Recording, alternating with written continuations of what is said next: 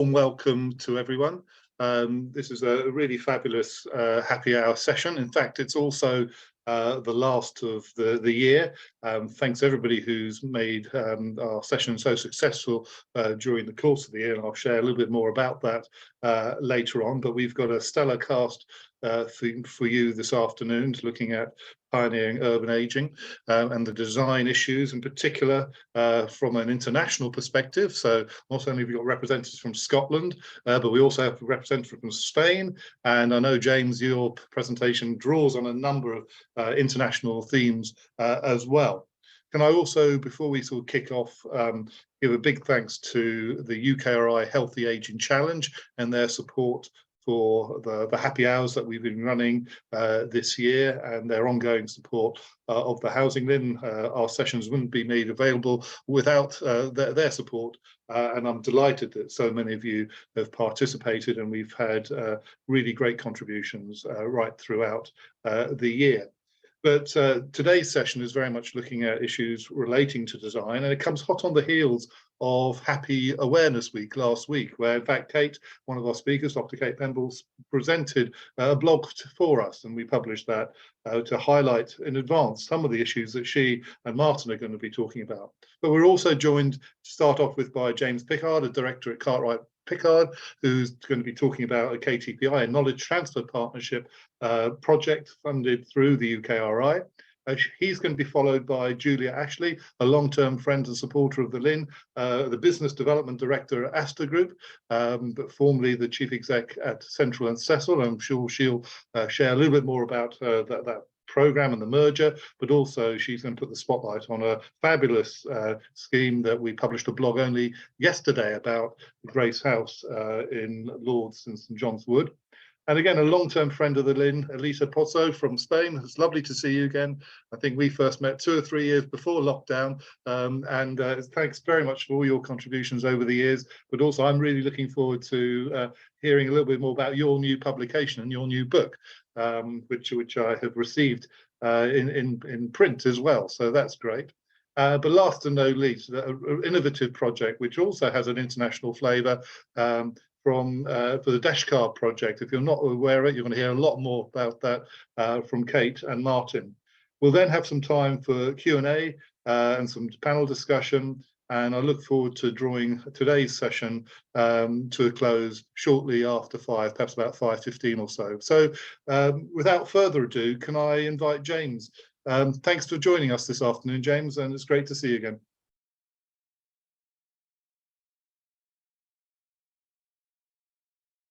I think you're muted. Right, I'm now unmuted. Thank you for the opportunity.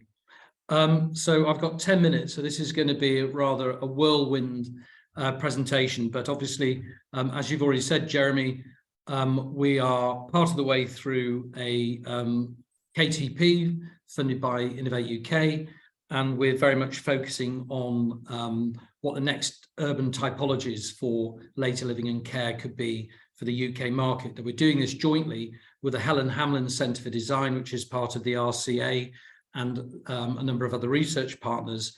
And Abdul Ravat and Jeremy Porteous are on our advisory panel, along with 2 or 3 other people. So just moving on, if we could go to the next slide, please. Thanks, Sally. I just put this slide up quickly. It's really Cartwright Pickard, where we've been in our 25th anniversary year this year. It's London and Manchester, and one of the core parts of our DNA is that we always have a research project in the office at any one time, and mixed use and housing is a really core part of what we do as a practice. Next slide, please. So we do the research because we think that there are always areas of the UK construction and property sector that need to be challenged, and we know that the later living and care sector has fallen behind in terms of innovation and in terms of what is actually being built. So we felt there's a real opportunity here to go and learn, particularly from what's happening abroad. And we're also bringing other skills to the table in terms of the use of BIM and digital design, We're very strong with net zero and off-site manufacturing, and all of those other areas are going to be included as part of the study that we're doing and how that applies to the later living sector. Next slide, please. So we are 18 months really into a 2-year research project. So this just gives you an indication of what we've been doing. And the core research in the centre there in green, that has involved visiting 12 of the most innovative projects we found across the globe. And we started with 60 projects that we'd short or long listed, and then we cut that down to 12. Now we're in the process of assimilating all of that information, and at the end of the research project, we will be publishing all of our findings. If we could go to the next slide, please. So this just shows you where we've been. And as I said, we've actually visited 12 innovative projects from a cross-section of buildings that are run by the private sector through to buildings that are run by charities, housing associations, etc. So a really diverse number of building types, some including more integrated care, some with less integrated care, but we've been trying to identify projects and buildings where we feel there are lots of lessons to be learned. If we could go to the next slide, please. So this slide's really trying to sum up the core of what we've been doing, which is an approach to identifying how we can improve inclusive design in architecture for aging and integrated care. So the top part of this triangle there is really aimed at restoring a sense of belonging, and by creating a better relationship with the outdoor environment and community, and creating that sense of place. I'm not going to talk through all of these points because I've just got a very short period, but we've assessed all the 12 projects using these criteria to help expose lessons that we can learn, that we can bring to proposals that we're going to put forward in terms of what the next brief should be for these types of buildings, or briefs could be for these types of buildings in the UK. The sustainability and diversity part of that is all about connecting people with a more self-sufficient environment through more inclusive design, and considers sensorial experiences and spaces, and things like intergenerational living, which is something that we found is highly successfully incorporated into some of the buildings that we've been visiting. The health and well-being section there looks at neuroarchitecture principles as well, and we've been assessing the various buildings that we've seen across a number of these types of areas, including how do you reduce a sense of institutionalization, and how do we create architecture that's lovable and not just livable. And I think that's one of the things we believe in the UK.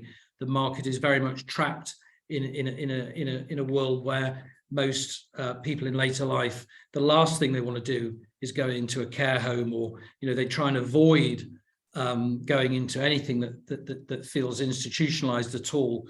And we've been finding buildings across the world where this has been solved, and people want to go into homes that they can grow old gracefully into, rather than avoiding that.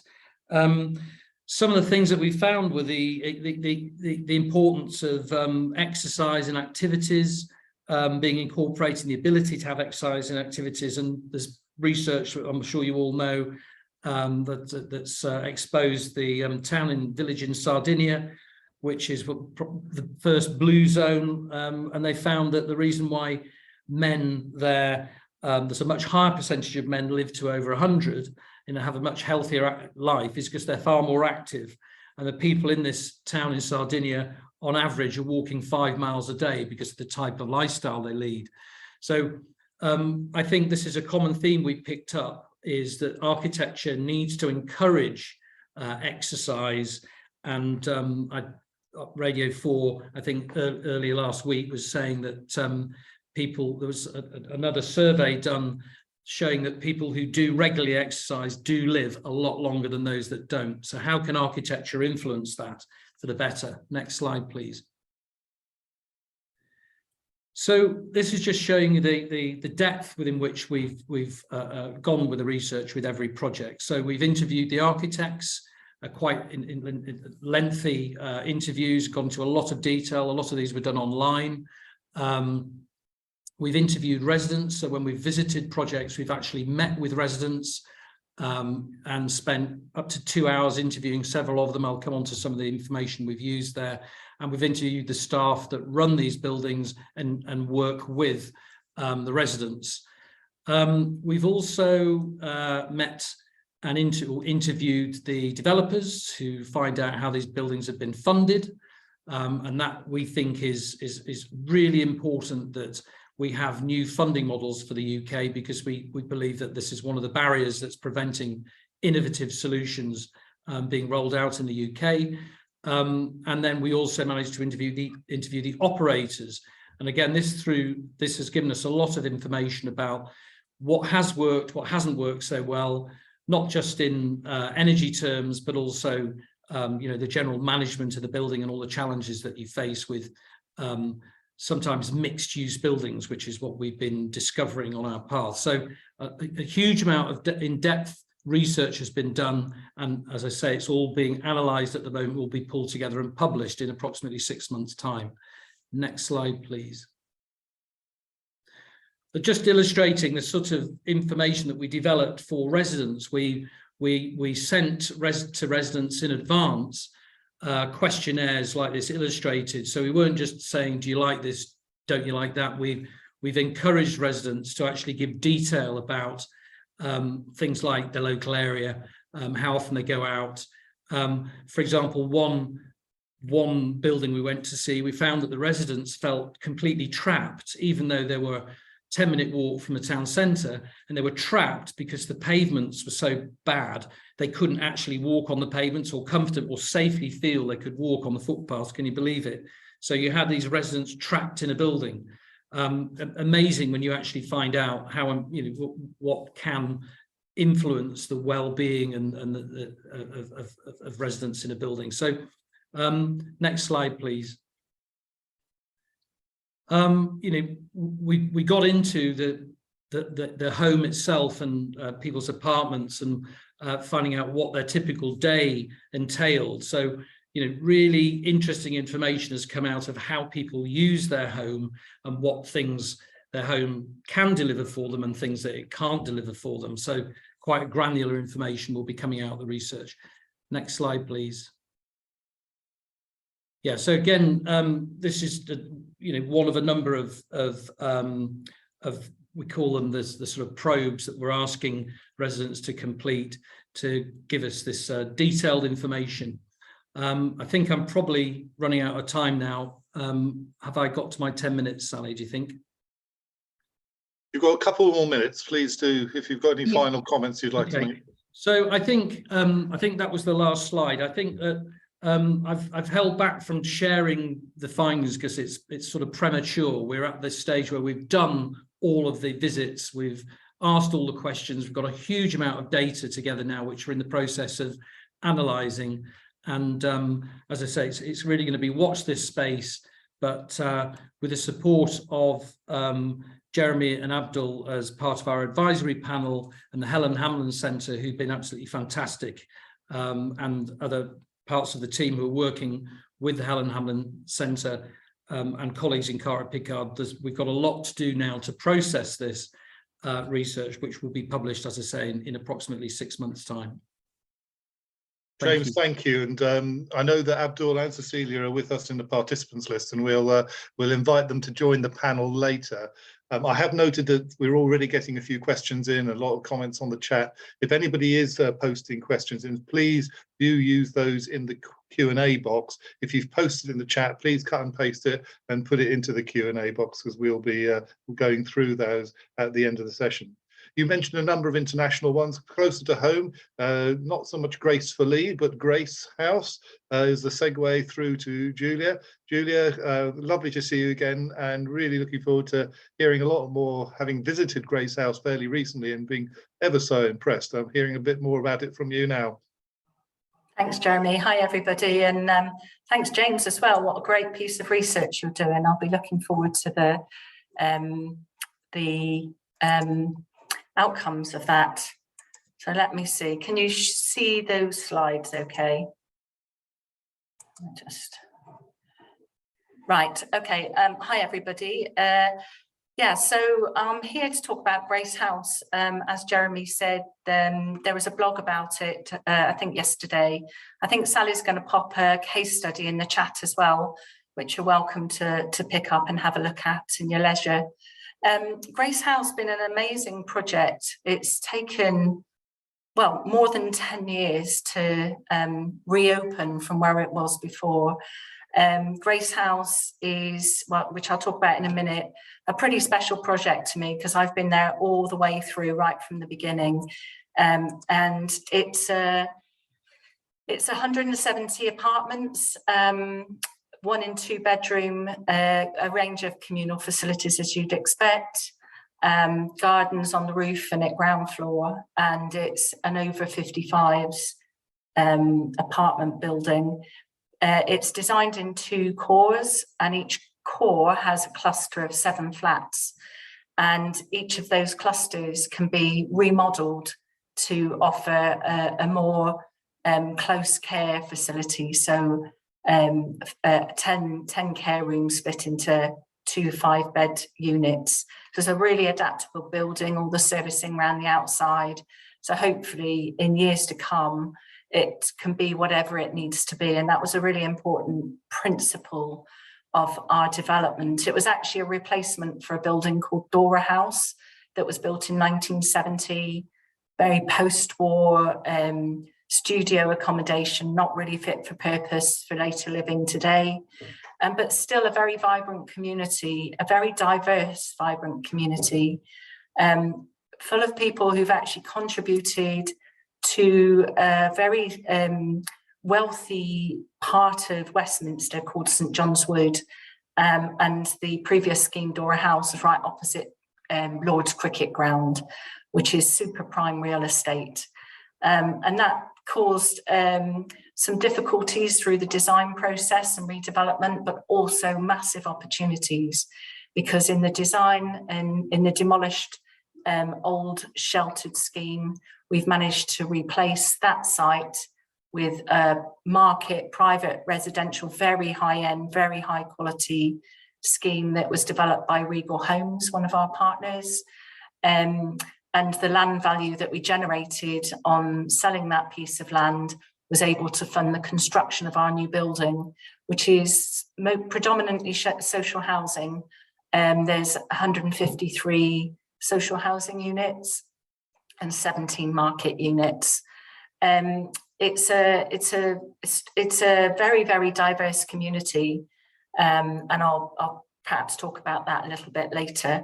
I think most importantly, and fortunately for us, we already had the residents, because the people that lived in Dora House were often offered a guaranteed return back when it was built. It took a bit longer than everybody expected, as these things tend to in turbulent times.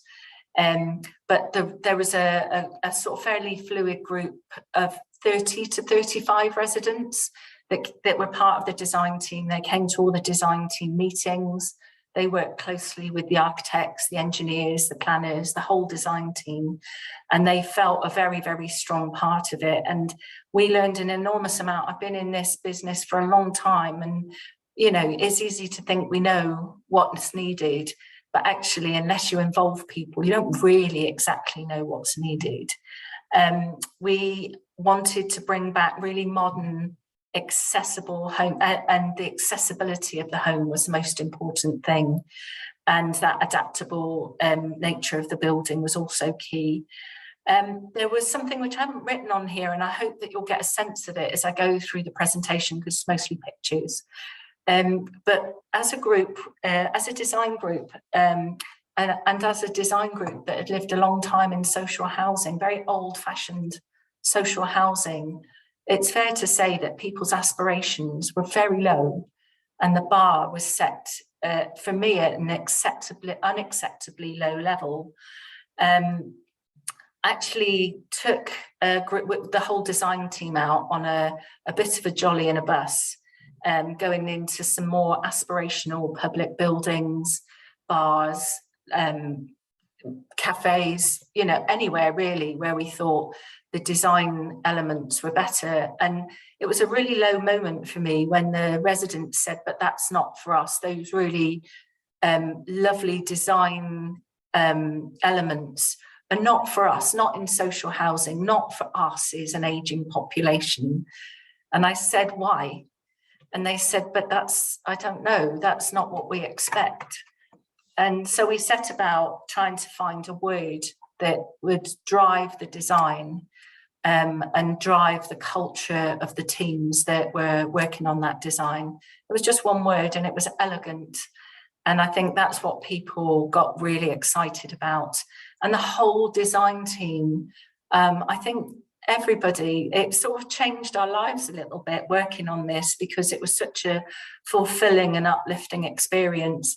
And we worked with Regal, who were the developer, who were a very high-end developer, and they threw every part of their heart and soul into trying to get that really high design into social housing. Riders were our architects, and again, absolutely embraced the co-design element with residents. They were excellent. And Motion Spot, who were really fantastic accessibility consultants, really got involved as well with our residents. And it was just a really great experience. So as well as the elegant feel, some of the key elements of the building were the accessibility. So making sure everything really was level access in all the thresholds right the way through the building, and we've been able to achieve that. That's not just good for people who are aging, it's good for everybody, as are wide doorways. And one of the things we've been working on at Astor is a new strategy, because Astor is a big developer, and we've been challenging on ourselves, not just on big schemes like this for people who are aging, but all housing, and how we can make all of our developments accessible incrementally as we go forward.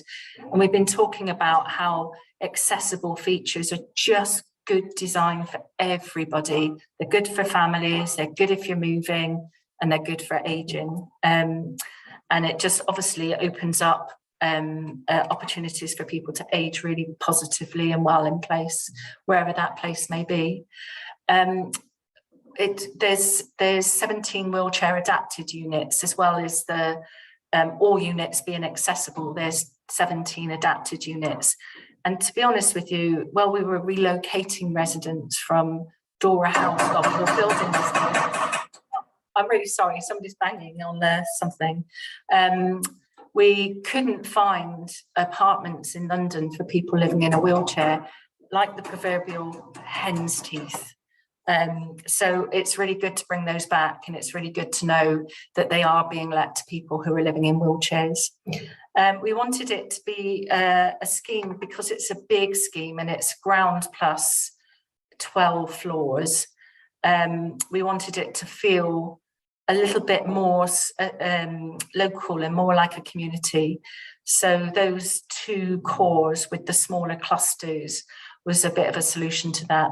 And the signage kind of helps people to get around the building in a positive way. The products we've chosen, right from the door handles to the bathrooms and kitchens to the finishes, have all had an eye to accessibility, as are the interior designs around contrast and light, etc., etc. We wanted, and this was really important to people, there was huge connectivity at Dora House with nature in the outdoor space, because there was a roof garden and it was very well loved and it was very well looked after by residents who were living there. So we've got a whole range of outdoor communal spaces, and real connectivity with that nature and planting and colour and sensory experiences, and places where people don't all have to be together, but people can move around in smaller groups and have some privacy outside as well.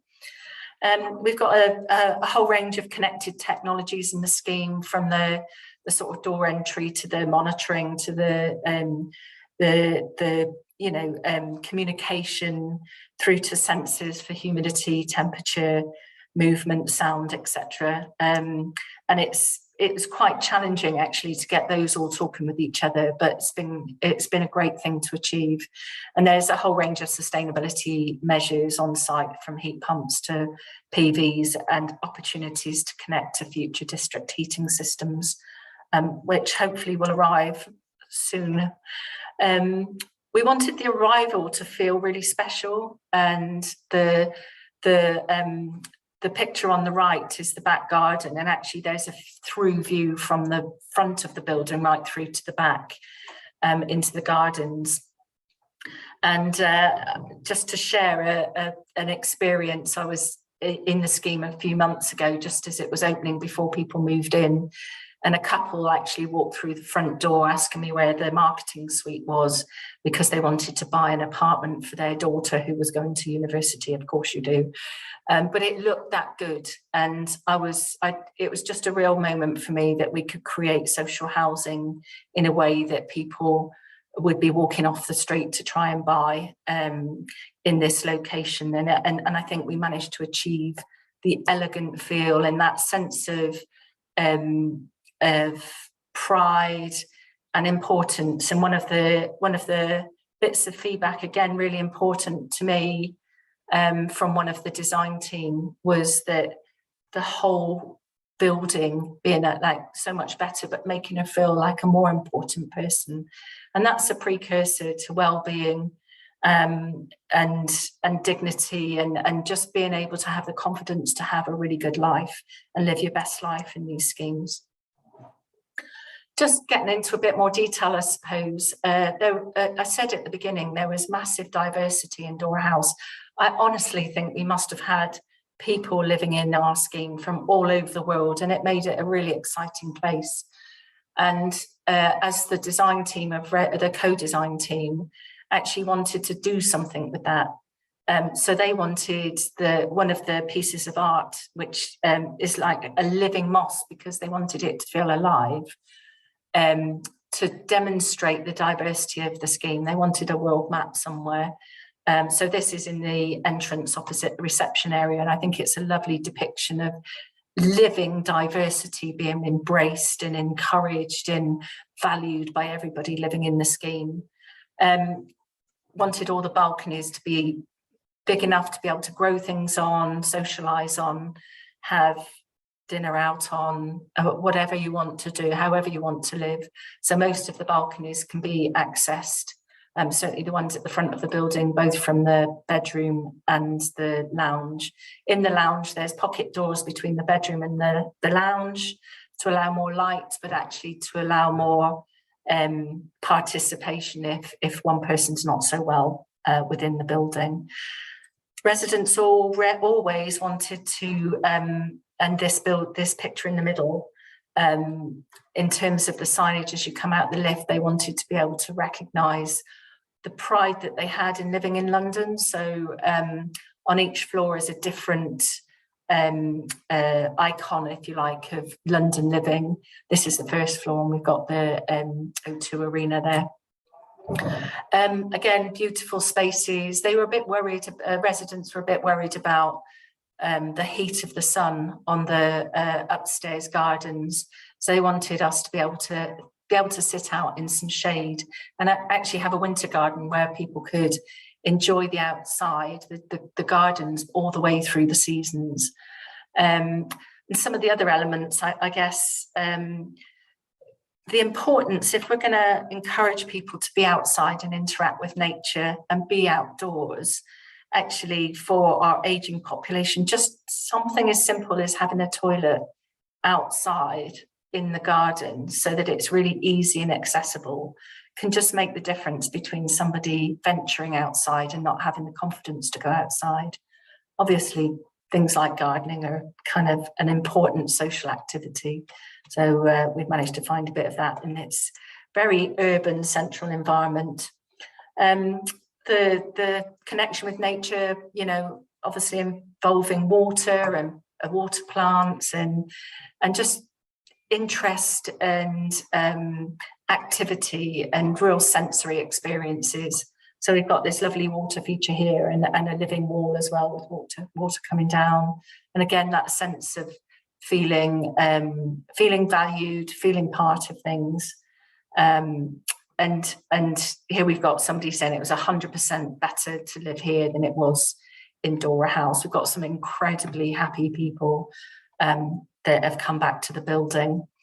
I just wanted to kind of show you a bit of a sense of the location really. And I wanted to show you this because this was really challenging through the build, and it took us a long time to all get comfortable as a board and as a team, as a design team, because I was regularly challenged about the site, which I say is on super prime real estate in London, but it was people's homes. It was where they have contributed. It's where they've lived. It's where they've been part of the community.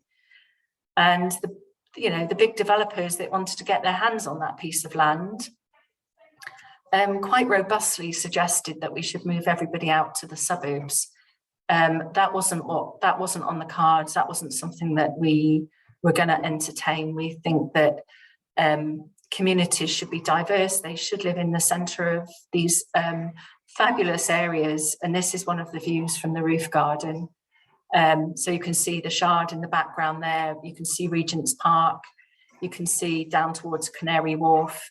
And you can see the Central Mosque, which was one of the reasons why this was such an important place for many people living in Dora House that were active members of the mosque. So I think it's been a real success, been a real challenge, but we've got so much opportunity.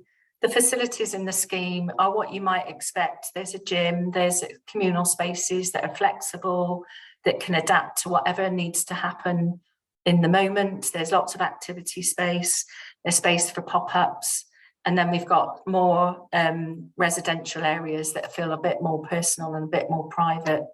I think the gardens are really fabulous. The balconies are really fabulous.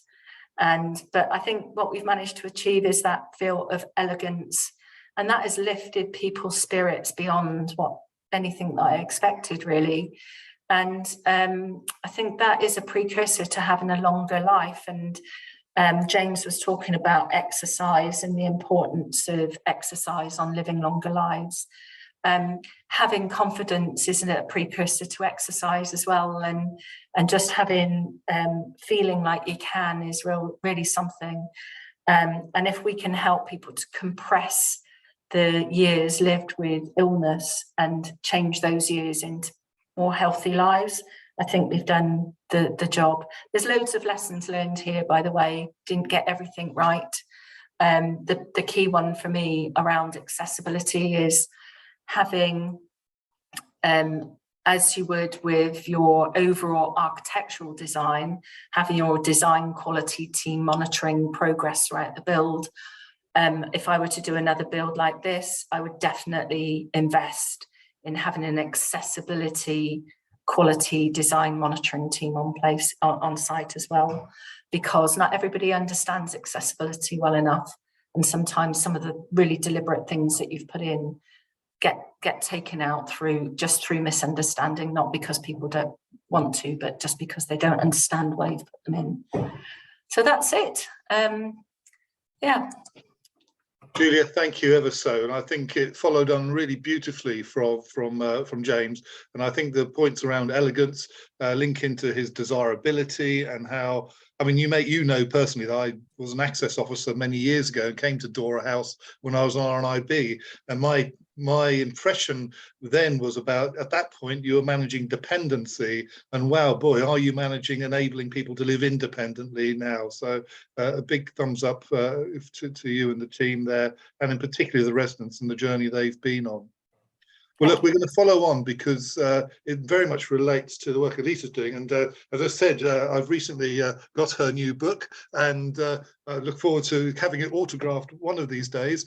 But lovely to have you back as well. And you, again, have been looking at this from your own sort of architectural practice, but also the work you've been doing with local populations in Madrid, I know, of old. So, Elisa, over to you. Well, good afternoon, everybody, and thank you, Jeremy and HousingLIN for the invitation to join you again and this exciting happy hour session. It is a pleasure to be here from Spain. And well, today the shares of the session is to speak about the book. Just to present a little bit about myself, I'm Elisa Pozo. I'm architect and urban planner, and I'm also researching at Universidad Politécnica de Madrid, in which this book has been edited in collaboration with my director of the PhD, Esther Riqueras Garcia, and hopefully in the following 2 months I will be also doctor, and this will be one of the main results of the PhD.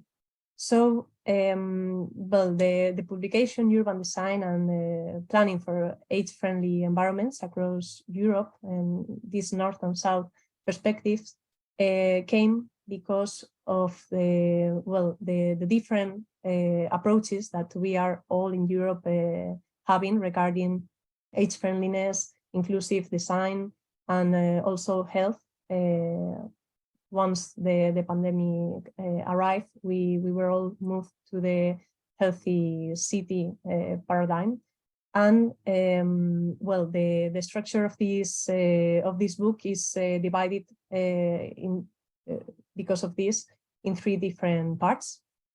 So the first one is about well, how to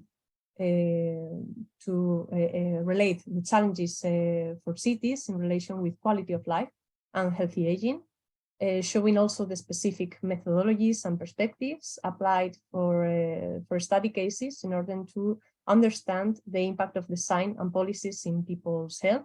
And finally, several study cases that well, can inspire and can also bring some innovation in different cities across Europe in terms of healthier environments and cities where to live.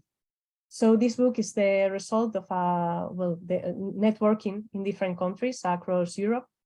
Just before the pandemic, I had the opportunity during the PhD research to travel around UK. I was in Newcastle University for several months. I went also to Belgium to visit several projects of care homes, and also in the Netherlands, in which I visited not only the Hogebeek, but also public space innovative projects. And the result of this networking was came into this book to have a global perspective in terms of this healthy aging and designing urban spaces for aging in place, focusing, of course, in age friendliness, but age friendliness is for everybody. When we focus on the most vulnerable profiles, we are responding to the necessities and the well-being of the whole population. So the result includes the perspective from these European southern countries as well as the northern, because we also felt that sometimes from the south of the European Mediterranean area, we didn't have neither enough knowledge or sharing insights from the work we are facing, and the challenges probably are similar, but well, the specifications of the designs, and also considering the climate change challenge, we felt that it could provide further analysis and further also discussions between the different researchers. So, well, please pass the diapo. I think next one. Well, so this is the main structure of the book. In the first a global overview of the city for healthy aging and well-being with the paradigm of the proximity city. Then the second part is about research in specific projects that are aiming for inclusive environments. And the final one is the study cases, results, and also the research and conclusions for all participants that came across the book. So in the following slide, we can see the country in which we had the researchers writing during the pandemic. And I profit to say thanks to all of them, because the effort to come across the result of the book was hard for all of them.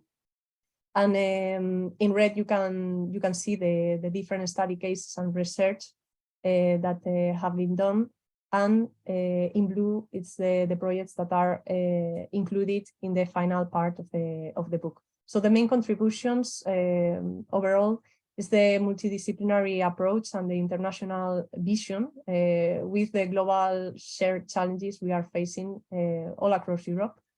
The diversity of the projects in which we see the need of innovation in economy, also for residential different models and typologies for the new challenges and the new society models, but also the need of engagement, of participation, the need of think about not only the projects, but also think about the neighborhoods and the city, and how each project interconnects with the close surrounding and the city, so it's walkable, or it has more opportunities to promote and prevent health. And we were also looking for these international references and good practices in Europe, and take profit also to do this network of teams with these common goals, and propose to look for interdisciplinary synergies. And well, the aim again is that the inclusive design at the end is answering health, is answering sustainability, and is answering inclusivity. So the first part of the book is focusing on the post-pandemic city. I think you can pass the slide, please. It's the post-pandemic city from the point of view of healthy aging and well-being, offering this general vision about health inequities in cities, of course, because during the pandemic this was one of the major issues in Europe. And in this sense, it is necessary to consider healthy and active aging and at all the stages of life to get older with good quality of life. It's not only that we are now focusing on specific buildings that can assure or can provide the care and the services, but also promote healthy aging during the whole lifespan. So this is directly related with the meaningful role also of the older adults in the society. If they arrive in better health, they are going also to be able to engage during the whole life. So the book starts with this complete framework also of the evolution of health policies in urban trends in European cities, and the international framework also for health promotion, and the main objectives and challenges in cities that are presented to understand how they can be adapted in local governments and local agendas. And the first chapter, it's highlighting the urgent need also for health equity-oriented urban planning.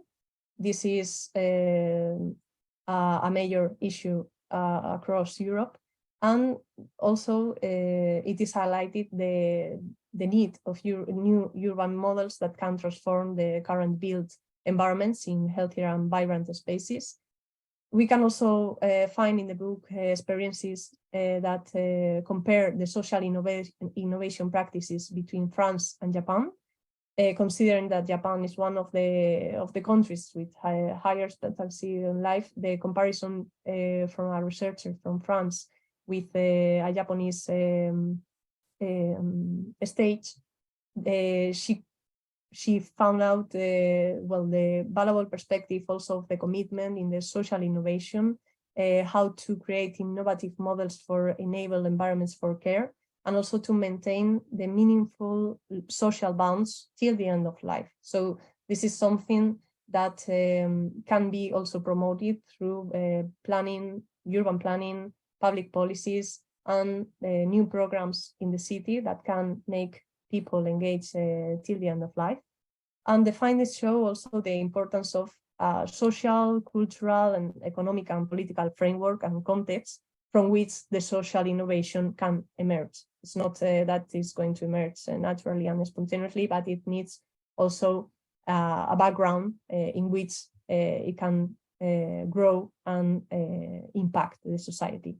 Also about social innovation, the projects that are led by elderly people are recognized also for the value in the society, and also the feeling of belonging as part of the community. The third chapter continues also to explore innovation from this perspective on the so-called silver economy and the relationship between these new trends of economy about the age friendliness and the inclusive city movement, but in relation with the talent retention in cities and generation of economic growth. So the research, we can pass the slide, please. The research shows it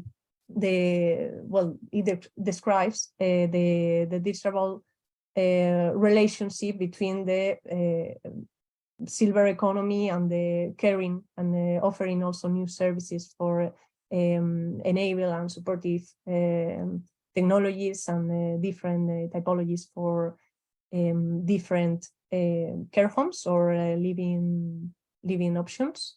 But this is need to be also offering opportunities to young people, and so the design that will consider care as the main factor will be, of course, comfortable and offering quality of life for attracting talent and creating more productive cities and societies.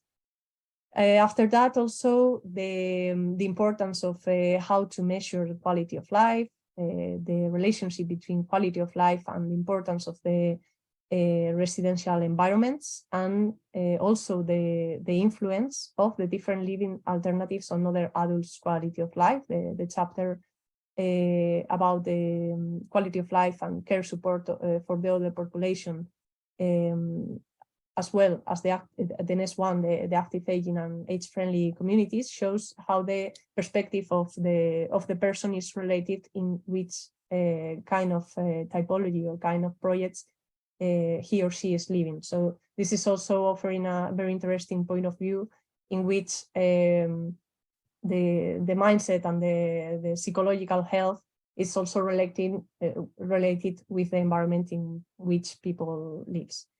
After that, we have the vision of the perspective of care design for the accompaniment of the person during the life journey from the team of Mattia Instituto, in which I'm also now part of. And they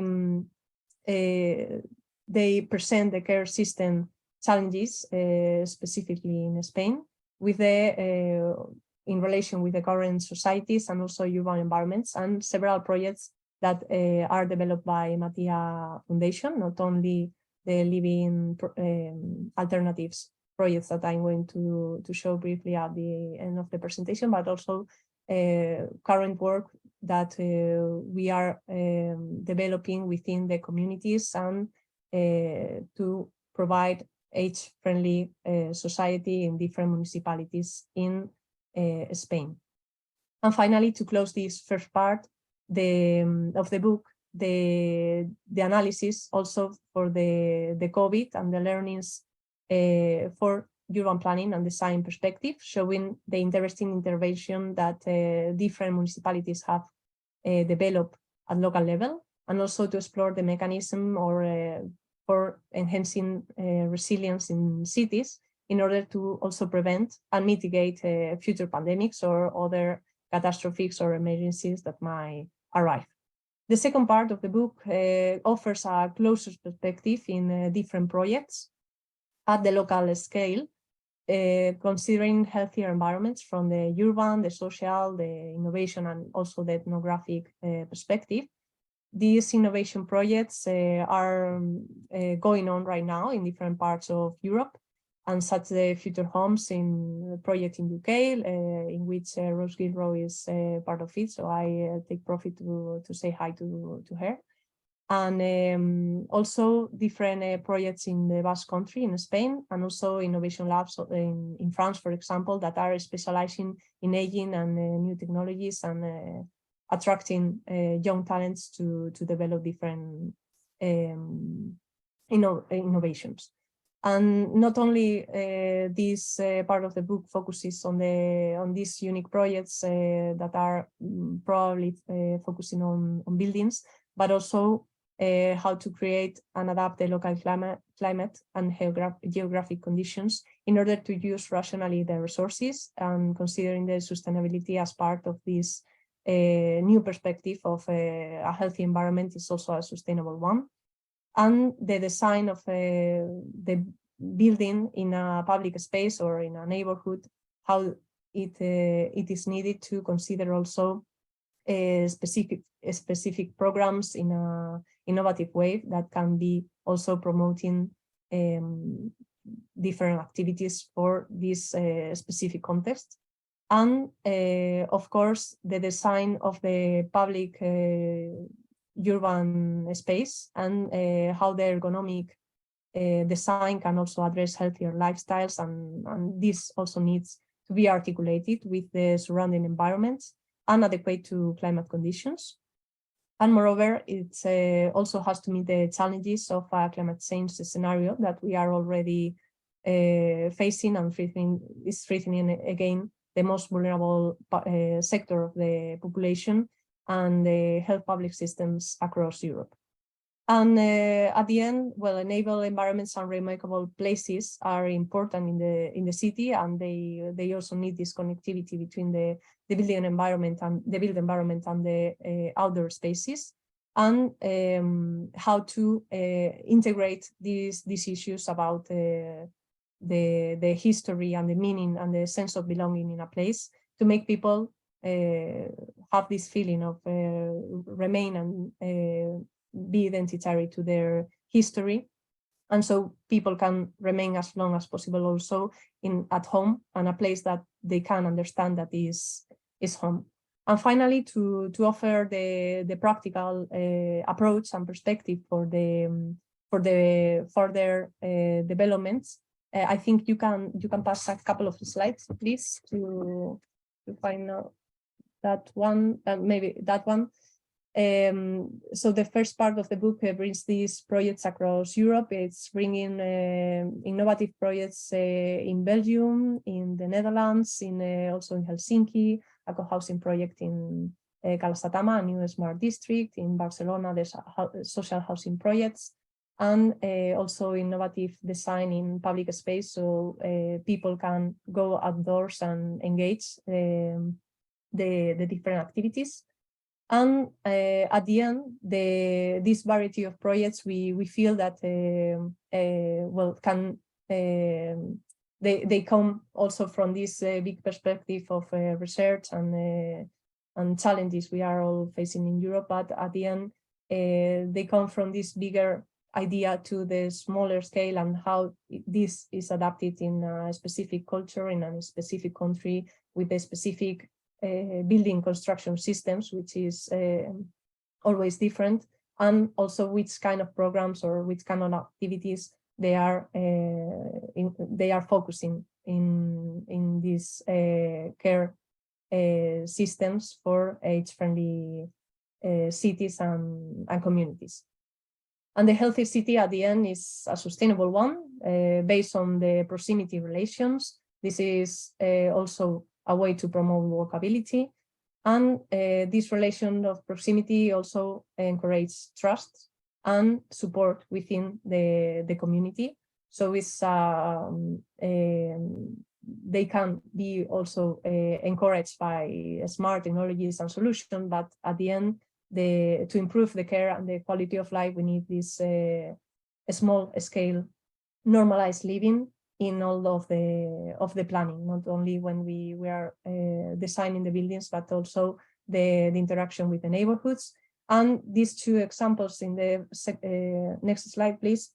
These two examples of the Basque Country of Matia Fundazioa, I think they can illustrate these examples in which, for example, Lifetime Homes and the multifunctional program of Lugaritz in San Sebastian are considering lifetime homes, but also living labs and also offices and also the care home service, daycare center. But it's not only focusing on the building development, but it's creating different pathways and itineraries across the different neighborhoods and connected by accessibility and lifts to solve the problems of mobility in this part of the city in San Sebastian, and of course the connectivity with green open spaces. And in the second one, the Surville project of the next slide, please. It's also a project for alternative housing for older people with services. This is for dementia-friendly environment, and well, the main ideas is to work on the identity, the belonging, the feeling of continuity in the life, and the integration of this building in the community.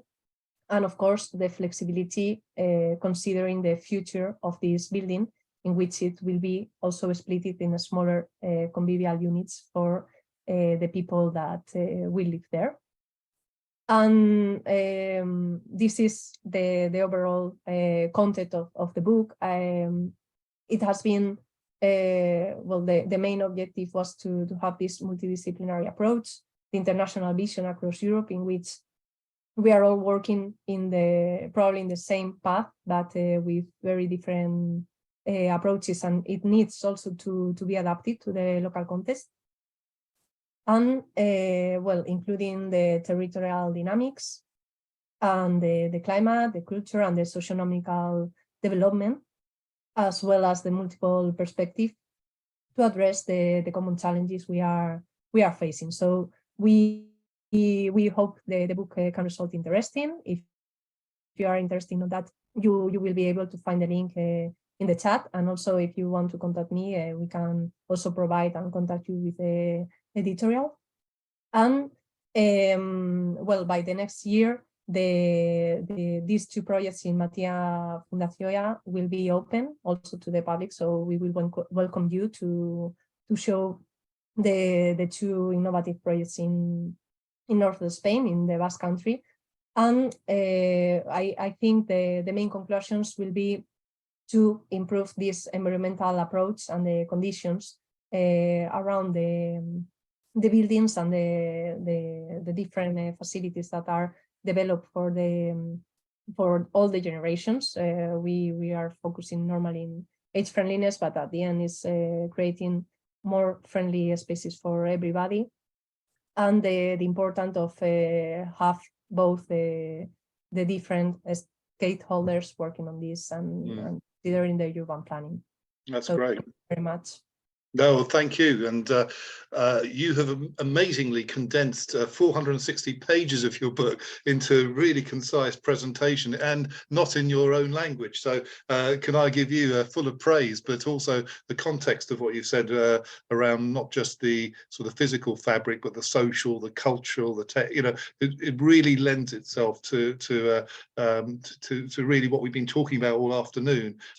Starting off with James and talking about his approach. And very much the real life situation from Dora House and its transformation to Grace House.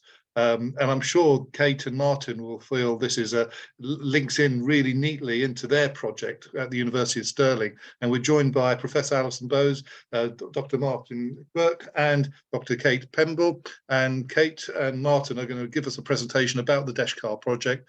And over to you. And while you're just getting on screen, just say we're running slightly over, but I suggest we finish about 5:20 for those of you who can stay on. Fantastic.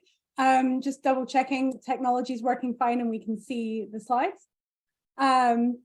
So my name is Catherine Pemble. I am a researcher from the University of Stirling. And as Jeremy introduced us, we're here en masse to talk to you a little bit about how we're using virtual reality technology to get older people into the heart of the design process as part of our work on the Designing Homes for Healthy Aging project. So let's do a little bit of introduction first. The Designing Homes for Healthy Cognitive Aging, or DESHCA project, is based at the University of Stirling, and we were funded by the UKRI as part of the Healthy Aging Challenge. We're associated with the social, behavioural and design component of that, and that means that we, alongside others in the programme, are working towards this goal of getting people an extra 5 healthy and independent years by 2035, which in research timelines is not very long at all. The way that we're contributing to this is by looking at the different ways that a person's home could be designed, built, or adapted to better support them as they age. And to do this, we're looking at it from all directions. We're working with architects, designers, and builders to look at how supportive homes could be taken from design to market, and how, older people enjoy and use the homes they have now, the homes they had in the past, and what they would hope for in a home of the future. But why should we talk about homes and aging anyway? Everyone has kind of touched on this today. I'm just going to bring in some hard figures. We know that about 85% of older people in the UK say that they would prefer to live for the rest of their lives at home, even in the case of getting a significant health condition, that includes dementia. But we know that about 10% of our housing stock is actually adapted to support disabled people or people living with a long-term health condition that gives them an impairment. Adaptations, when people do get them, are most commonly focused on dealing with issues with mobility. We're talking about handrails and grab rails and stair lifts, not necessarily any of the design innovations that would support people if they were having issues with their memory or their executive functioning. And we know that when we talk to carers of people living with dementia, they report getting about 3 times as many adaptations to support mobility as they do cognition. So we do have a rather large issue on our hands, particularly as we get older as a population. So what are we doing for our part? The Designing Homes for Healthy Cognitive Aging project has multiple strands. The first one, as I mentioned, is talking directly to older people about the houses that they have, what they like, what they don't like, what they think works really well for them now, and what they think they might have to change in the future. Another strand is talking directly to architects, designers, and builders about developing more supportive housing and bringing them to market. And the part that I'll be talking to you about today is us developing our own models of what a more supportive home might look like. And we get older people right in the center of this by using virtual reality technology. And I'm going to give you a little bit more of an in-depth insight on that. So let's talk first about the hardware and the practicalities of this.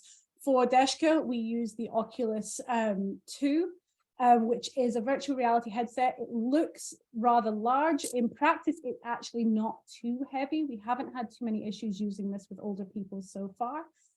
They're supported to put it straight over their head. It can be tightened at the top and at the back, so it feels secure. We found that once people have it on and the device itself feels like it's not going to fall off, they tend to start to relax. We give them one of the handsets to be able to navigate and port their way around. And after that, we're pretty much off to the races. It's very much a roadshow deal. Have technology, can travel. Now, we've had a good amount of success with this, but there are always concerns, and rightly so. I'm going to talk about 2 of them just very briefly. The first one being the potential to accidentally walk into walls, which I think we all understand. This image on the left shows the guardian or the barrier, which is drawn around the space to indicate where it's safe for people to walk and where it isn't. bravely demonstrated by my colleague Martin. As you walk up to it, it will turn red as you reach the boundary. And if you push through, it creates a little circle portal. If you stick your head out, it will then show you the room on the other side.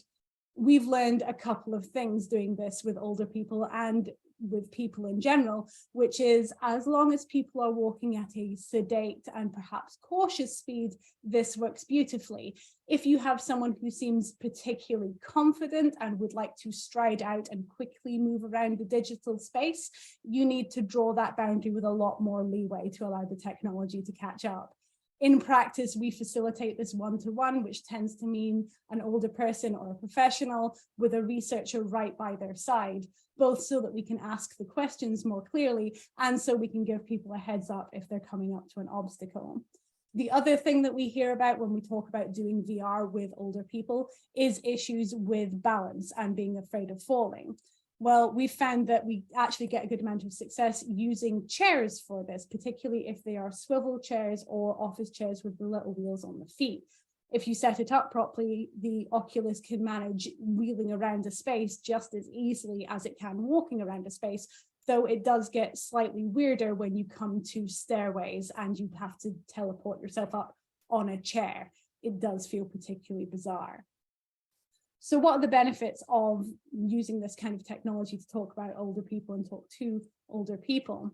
The first one is access. Most people can have an idea if they're shown a top-down schematic of a home, what that might look like. Many of us have seen them when we've bought a home or rented a home ourselves, but that's not necessarily as in-depth as an architect or builder might get from looking at those same schematics.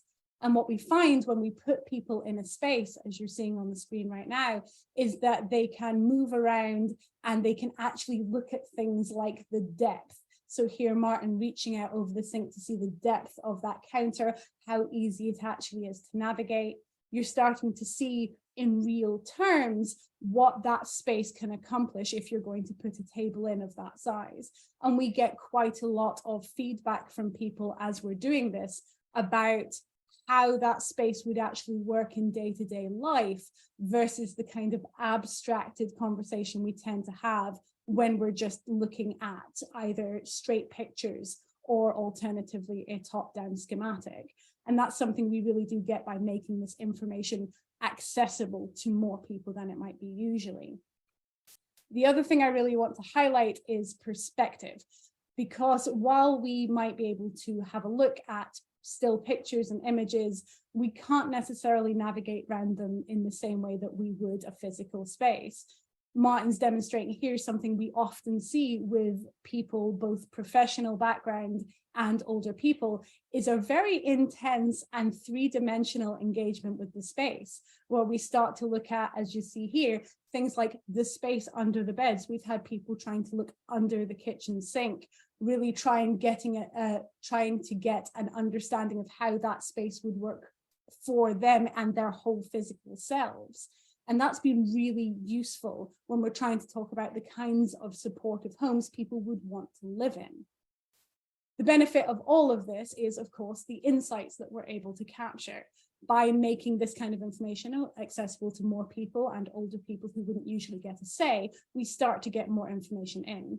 We hear quite a lot about the size of the space and whether that would be good for one person, or, as is often said, this would be fine when I live on my own, but what if I want to have friends come round? What if I have a grandchild or a child staying over? What if I have care workers? Then this space no longer works for me. We get lots of in-depth feedback about the layout of the house and how many doors is too many when it starts to feel maze-like. We hear really interesting things about small details about the size of windows, where you're balancing the need for light with difficulty finding the right size of curtains, or in the current climate, issues around temperature, cold, and drafts and heating bills.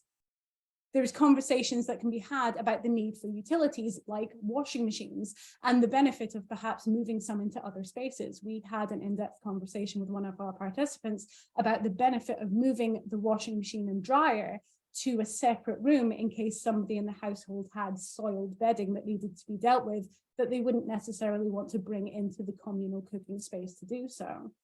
And we've had other very nuanced discussions around things like the height of plug sockets and whether corners should be rounded or whether they should be left as hard edges as people start to think realistically about things like fall risks. All of these kind of nuanced conversations are things we can do because we are able to use these kinds of new technologies to put people in the space and get that kind of feedback from them. And so far, it doesn't look like any of our more traditional methods of static pictures or top-down schematics even came close. So the new technology on this one absolutely helping us out. Thank you so much for listening. Well, Kate, thanks ever so, and Martin for demonstrating virtually, as well as for posting a few things up. Martin, do you want to add anything? Or Alison? Not at all. I think we just leave it to questions in my view, but Alison, yeah, if you want to chip in. Oh, that's great. Well, thank you, ever so. And again, it feeds in really neatly from the sessions earlier, which each of them touched on tech and other aspects in terms of making a real, and particularly around that co-design side of it as well. I'm conscious we're running slightly late. With your indulgence and permission, I'm going to suggest we try and finish between 20 past, 25 past for those of you who can still hang on. We've got several questions in the chat box, some simple ones to more to complicated ones. If I just start off with some for James initially. James, one of the questions we had was, when will the research be out? I mean, I think you mentioned in about 6 months' time. Can you give a little bit more detail about that? Yeah, I think the programme that I showed on my slides was that we're 18 months into a 2-year research project. So it is approximately 6 months from now. We're hoping to publish our findings, which we're hoping also to find a site with one of the research partners we're working with and have that and be actually working on a live project as well. That's part of what we're aiming to do. Great. There are a couple more questions for you. One from Stephen Tolson, who asked about planning and how much your work has looked at the planning issues and policies covering older people's housing and care and support. Yeah, we realise that planning policy and the use class issues is a really big blocker in this sector and a big issue. So we are looking into that, and that will be an integral part of the report that we produce. So we will be working on that, and we have got a firm of planning consultants who've offered to support us in that. So we'll be involving them shortly. And Tim asked a really good question. And hi, Tim, good to hear from you again. And actually, it's probably links into what Julia was talking about as well. It's about the key areas is how transformational the move has been for residents moving into later living for the first time. Wanting to know whether your research covers any of that, and perhaps Julia, you may want to just sort of pick up again from Grace House about that. Was that question addressed to me? Initially, yes, and I'm just going to extend it to Julia as well, if I may. Yeah. Okay. So I think that generally, I think the residents that we've interviewed, it has been transformational. Certainly, the buildings that I visited, and had a sort of 2-hour interview with a number of residents. It was quite amazing the responses that we were getting. So if the design is right, then it can have that transformational impact. I think that the main point for us is that I think the design isn't right in the UK at the moment. There needs to be a lot of change and improvement to create a far better quality of life. And I think it was interesting, the statistic there from Kate about 85% of people in later life 85% of people want to stay in their own home. And that's, in my view, because there isn't a choice. There aren't those beautiful, lovable homes for people to move into, and we need to create those. What we found is visiting some of these other countries was that people much younger, in their mid 60s and early 70s, are really happy to move into newly built developments because they're so attractive. Yeah. And Julia, I mean, I think that's sort of a message you gave in your presentation. Any further thoughts around that? bit and whether you've done any evaluations post-occupancy.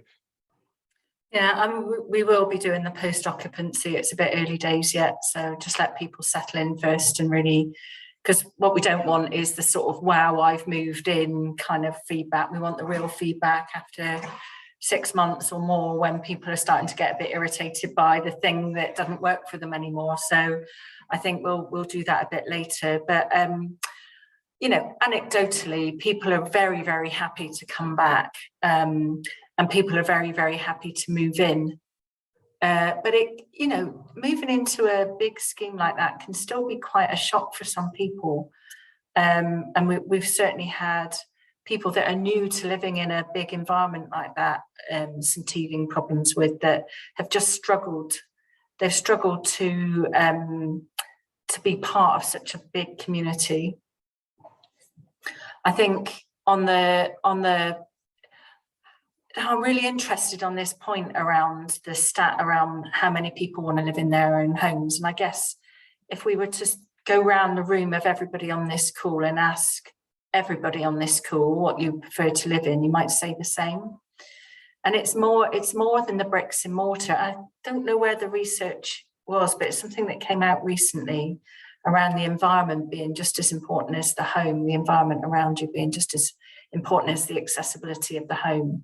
So the accessibility of the environment. And of course, people have adapted to their environment and they've got used to it. They've got their network of friends, family, carers, community, GP, everything around them. So I think we shouldn't overlook the fact that people want to live in their own homes and try and address that as well.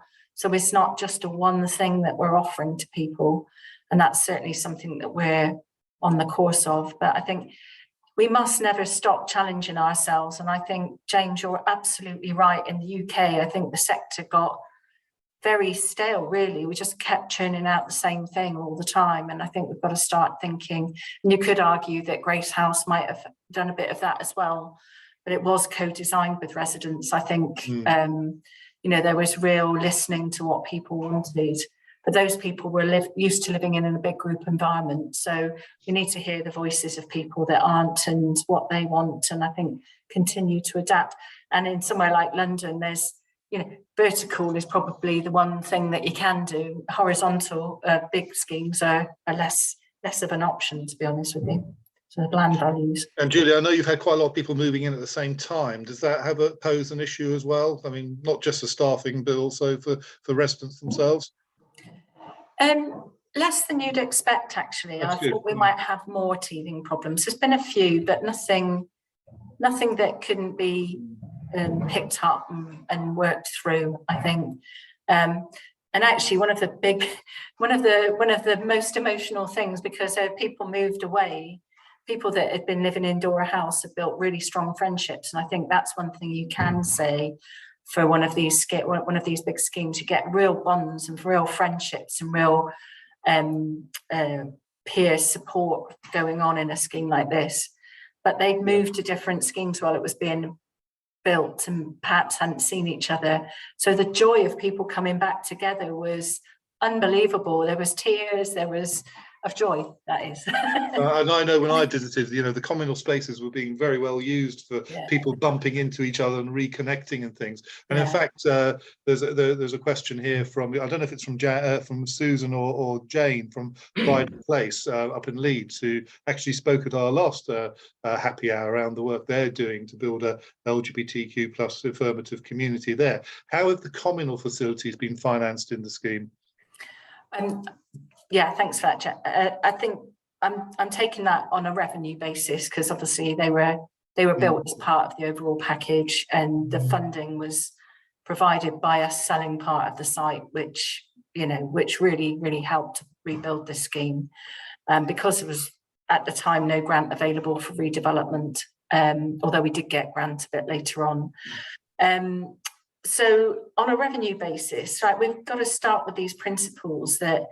And I think the social housing sector in ageing has been pretty guilty in the past of having a parent-child relationship with people. And I think for me, getting residents to do as much as they can for themselves and build their own social networks is is good, and you can see that happening at Grace House already, and you can see it in some of our other schemes. We've got a small resource which has got one person that covers all of our sheltered schemes and is now working across Grace House as well.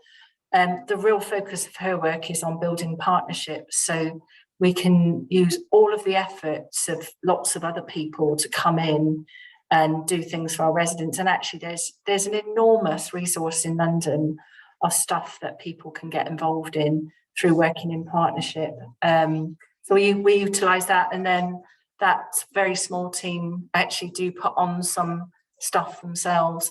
It's difficult because it's not really funded, and I think if there was funding, we could really get focused on adding those extra 5 years, get really down into the detail of those extra 5 years of healthy life. But of course, it's an area that nobody's all that keen to invest in, despite the evidence of what that investment actually achieves. So we'll keep working on that one. If anybody's got any ideas, happy to hear them. Well, I also took from Elisa's presentation, about issues around health equity and that compression of dependency as well. So I'm sure there's a lot of links here we can build on, even just from today's happy hour. Look, there are a couple more questions. I do want to go through them. That's all right. This one from, I think it's Katrina or maybe Catriona. Apologies if I've mispronounced your first name. And this is for Kate. Interested that you mentioned drafts. Can you advise how the technology can help with this? It's actually really neat, because while we obviously can't model things like drafts or sound or smell necessarily straight into VR, one of the things that we get in these conversations is really good insights from people who are like, oh, I wouldn't want a window that big. I've had these kinds of drafts in the past. Or if you have one that big, you're going to need X and Y. And that kind of really practical insight. The other thing that I think is really useful around that stuff is often in those conversations with people pulling out what they have done, what people have done already, what they would like to do. We know from our background that about half of the heat that a house loses is lost through drafts. So as we're talking about new houses specifically, we obviously have to be talking about the fabric and the construction of that. But that tends to sit, like the technicality of that stuff tends to sit slightly behind the model and come out in the discussion. And I think if with your permission, can I just squeeze in this last question from whoever it's from, anonymous attendee. Raises issues around parking, and I'm just wondering, I think three of you mentioned transport. Do you think that urban development residents are happy to give up their cars if parking isn't so plentiful? So I wonder if I could ask Elisa, James and Julia just to not just give a yes or no answer, but just give a little insights, please. Any thoughts on that? I can jump in if you like. Please do, Julia. Yeah, I mean, we've got parking at our schemes. We've got parking in an undercroft car park at Grace House. We've got a pool car. I think in somewhere as dense as London, I think most people would prefer not to have a car. If public transport is a good solid replacement, and often in London it is, you move out just slightly, that public transport starts to fall apart, and actually that car becomes more important. So I think I think for me it would be what's going to replace that car, because if nothing replaces it, then you're isolated in your home, and that's a precursor to decline in so many ways, isn't it? So it points back to public transport and alternatives to car ownership. I know my dad, before sadly he passed away at the beginning of the pandemic, he couldn't wait for self-driving cars. Every time I saw him, he wanted, when are the self-driving cars coming? And actually that would have given him a completely different outlook on life. So I think, yeah. Yeah, Sian's mentioned tricycles, safe storage, charging. We've got lots of really, really important points. Any final comments from anybody else on this? I think that as people age, driving can actually become problematic and a challenge. And also owning a car that perhaps you don't use very often becomes very costly. So the scheme, a lot of the schemes we've seen are in town, city centres, not in the burbs, not in the countryside, so where you do get isolated if you don't have a car. And I think the benefit of the urban location is you usually have really good public transport. Many of the schemes we visited had some parking, but not one-for-one parking, and there was often a car club, available as well. So I think it's all about where are you going to live affects whether you need a car, and I think that the answer's in the question in a way, and that's some of the things that are coming out of the research we've done. Right, well, before I draw this to a close, we've been joined by Abdul and Cecilia. I'm just going to go around. Are there any final comments any of you would like to make around this issue, around pioneering urban design for later living? I think we've covered the issues really as quickly as we can, and we probably could spend another 2 or 3 hours on this, but anybody got any particular points that they would just like to conclude on? Yeah, if I could, Jeremy. Well, first, please, Abdul. Thanks for having me on. I think what we've seen this afternoon is a sort of conundrum around theory, design, practice, and planning. And I think what I've picked up from today's session is that actually we've been complacent because we've been on this one-track pony for so long. And actually, that's something that we can't afford to do, partly because of the demographic challenges that we face, whether we're in the UK or across the world, and partly because our consumers and our sort of people who we're looking to provide services and facilities to, they demand more from what they want. So actually that is the driver. The customer is driving innovation for us. And actually, having visited Grace House and spoken to you, Jeremy, and Julia, I quite like this idea about the fact that there is a collegiate of different diversity of people living in that space, given where its location is. And I know with Julia, we've been talking about the fact that it's proximity to Lord's cricket ground, that we have to have a form of cricket there. And so we actually in the new year going to do a session around what we call clock cricket. And Jeremy, if you will be bold, perhaps we'll come back to this session and talk to people about what clock cricket can do in terms of the mental well-being as well as the social side. Well, Abdul, I'm surprised you raised cricket because, of course, England won again in the Test match this morning. But Cecilia, welcome as well. So I don't know if you have any final comments as well. Thank you, Jeremy. Yes, I mean, pretty much similar to what Abdul already raised. I think that's one of the important points is the diversity, of both the buildings and the mix of use and the proximity to other public spaces for the housing for later living. But I think that this should be an important point to raise, particularly when it comes to policy and use classes. So find a way to better influence, the policies and push for this direction. Well, thank you very much for your contribution. And anybody else, just final comments? No? Well, let me draw this to a close. We have overrun, and thanks everybody who's stayed on for this. For those of you who weren't able to join us, you'll be now watching this on repeat, and you can also get the chat box and the question and answers sent through from the emails. As I said at my outset, this is the last happy hour of 2022. What you may not know is that we've had over 5,000 people join us this year at our happy hour sessions during the course of the year, live watching it on our regular Tuesday afternoon slots. Even more surprisingly, we've had nearly 10,000 people watch it again. So the combined figure of nearly 15,000, which for us is a real record. So can I thank everybody who's made our happy hours success, our speakers, our panelists, our presenters, the team behind, but and also the people who've raised questions and watched and participated. They've been really, and we really are dumbfounded really about the reach that our happy hour sessions have had. The bad news, I'm afraid, is that we have no happy hour sessions planned for the new year.